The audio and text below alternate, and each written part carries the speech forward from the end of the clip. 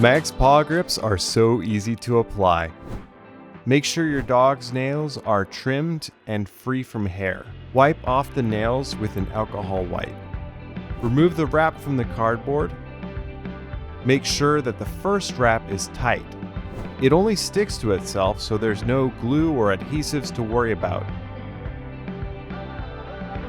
Continue to wrap around the nail and squeeze together at the end.